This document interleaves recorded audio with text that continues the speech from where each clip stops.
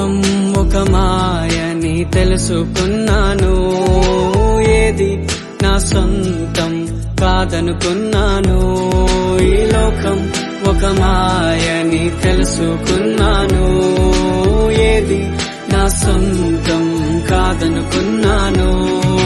తప్పిపోయిన కుమారుని నేనైతే, నా కొరకై నిరీక్షించే తండ్రి నా